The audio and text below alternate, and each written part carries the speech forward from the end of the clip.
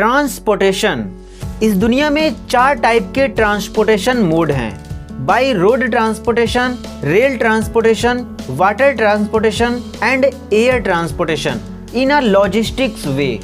And अगर मैं आपसे पूछूं कि इनमें से सबसे फास्टेस्ट ट्रांसपोर्टेशन मोड कौन सा है, तो ऑफ कोर्स एयर ट्रांसपोर्टेशन, क्योंकि typically most of the commercial aircraft की speed around 460 miles per hour से 575 माइल्स पर आवर तक होती है, यानी 740 किलोमीटर पर आवर से 930 किलोमीटर पर आवर तक, जो कि of course cars, rail and ship से ज़्यादा है। बट क्या आपको पता है कि हाइपरलूप टेक्नोलॉजी ट्रांसपोर्टेशन का एक ऐसा मोड है जो कि ग्राउंड पर चलेगा, बट उसकी स्पीड आसमान में उड़ रहे प्लेन से भी ज़्यादा होगी।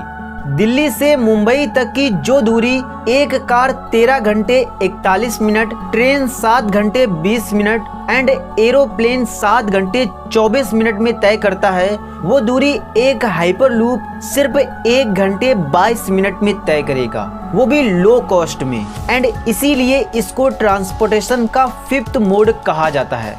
तो आइए जानते हैं आज के इस वीडियो में कि हाइपरलूप क्या है, ये कैसे वर्क करता है, इसको बनाने का सबसे पहले आइडिया किसको आया, ये इंडिया में कब तक बनाया जाएगा एंड इसके बेनिफिट्स क्या होंगे। इसके अलावा भी बहुत कुछ जानेंगे इसके बारे में, सो वीडियो को एंड तक जरूर देखना।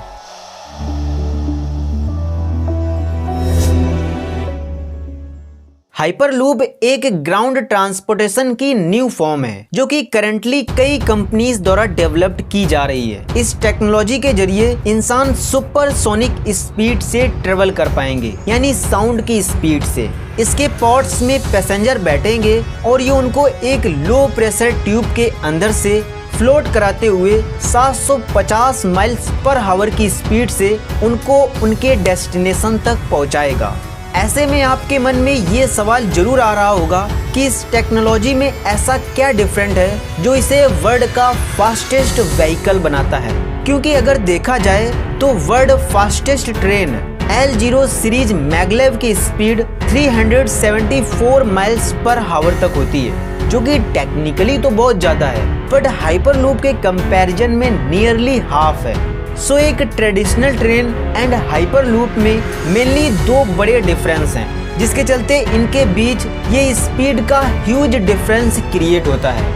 बट इनको बेहतरीन तरीके से समझने से पहले हमें ये जानना जरूरी है कि क्यों ग्राउंड पर चल रहे किसी भी व्हीकल्स की स्पीड कंपैरेटिवली कम होती है आसमान में उड़ रहे प्लेन से। तो आप सभी जानते हैं कि ग्राउंड पर चलने वाले व्हीकल्स की स्पीड को फ्रिक्शन फोर्स अपोज करता है, जो कि प्लेन में नहीं होता है। इसके अलावा दूसरा है एयर रेजिस्टेंस, यानी वायु प्रतिरोध। एंड ऑफ कोर्स आपने इसे कभी न कभी जरूर फील किया होगा कि कैसे जब हम स्पीड में होते हैं तो ये हमें पीछे की तरफ धकेलता है, बट जैसे जैसे हाइट बढ़ती जाती है ये एयर रेजिस्टेंस कम होता जाता है, जिसके चलते आसमान में उड़ रहे प्लेन्स की स्पीड को एयर रेजिस्टेंस को फेस नहीं करना पड़ता है और वो तेज उड़ पाते हैं। तो यही वो 2 कॉन्सेप्ट हैं जिन्हें हाइपरलूप में यूज किया गया है। First is air resistance and second is friction force. Basically hyperloop में पॉड्स एक ट्यूब या टनल से होकर गुजरेंगे और इसके एयर रेजिस्टेंस को कम करने के लिए इन ट्यूब से हवा की 90% मात्रा को निकाल दिया जाएगा।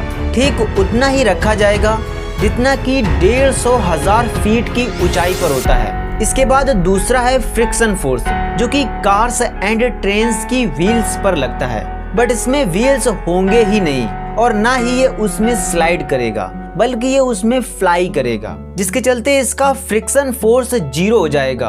और ये सब पॉसिबल होगा मैग्नेटिक लेविएशन के चलते, यानी चुंबकीय उत्तोलन के चलते, जिसे आप आगे वीडियो में बेहतरीन तरीके से समझने वाले हैं।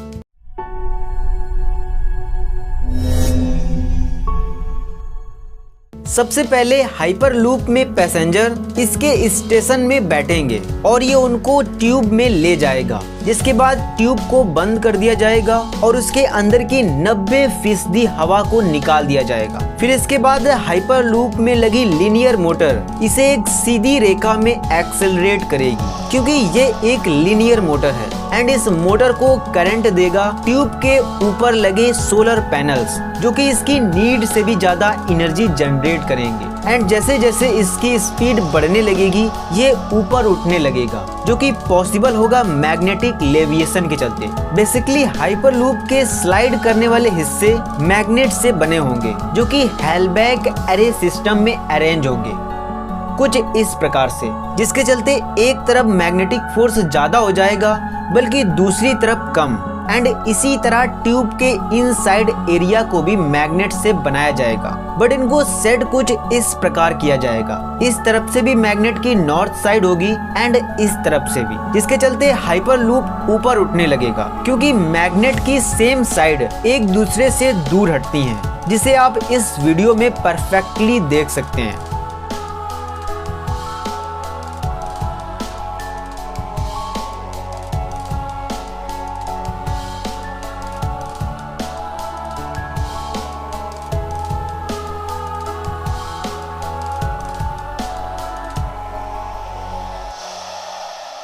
तो कुछ इस प्रकार वर्क करेगा हमारा हाइपरलूप सिस्टम, बट इसमें ये दो फैन तो भी होते हैं। तो ये दो फैन उस 10% एयर के लिए होते हैं जो इसमें बची हुई होती है, क्योंकि ये फैन उसी की मदद से इसमें ब्रेक लगाते हैं और इसको बीचों बीच रोके रहते हैं।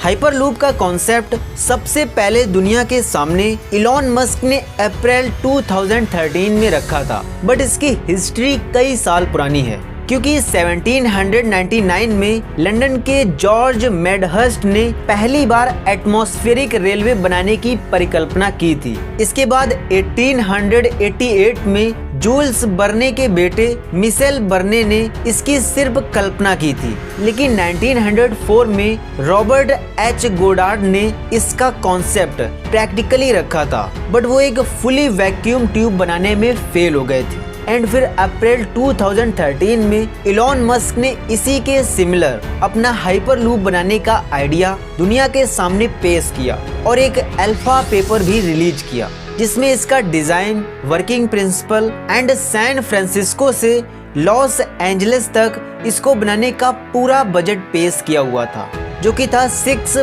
बिलियन, जो कि जनरली तो बहुत ज्यादा है, बट एक इतनी ही दूरी का high speed rail network build करने से कई गुना कम है, क्योंकि यह लगभग $70 बिलियन होता है। इसलिए हम ये कह सकते हैं कि हाइपरलूप टेक्नोलॉजी एक fastest, cheaper, 100% clean energy use करने वाली टेक्नोलॉजी है, जो ट्रेवलिंग को फास्ट बनाकर हमारा समय तो बचाएगी ही, साथ ही ये एनवायरनमेंट फ्रेंडली भी रहेगी और फ्यूचर का रुख बदलने का पोटेंशियल रखेगी।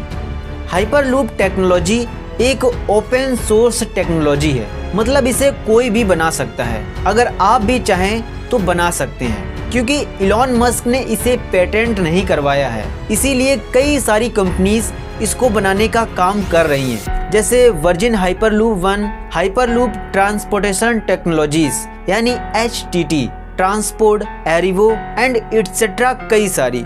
बट इनमें से जो सबसे आगे है वो है वर्जिन हाइपरलूप 1, क्योंकि इसने 8 नवंबर 2020 में लास वेगास के नेवेडा डेजर्ट में पहला ह्यूमन टेस्ट सक्सेसफुली कंप्लीट किया था, जो कि हुआ था 500 मीटर के लूप में एंड इसकी स्पीड रही थी 173 किलोमीटर पर आवर और ट्यूब के अंदर का प्रेशर था 100 पास्कल, जो कि होता है सी लेवल से 200,000 फीट की ऊंचाई पर। ये कंपनी कई देशों में इसको बनाने का काम कर रही है, जैसे America, Dubai, France and India.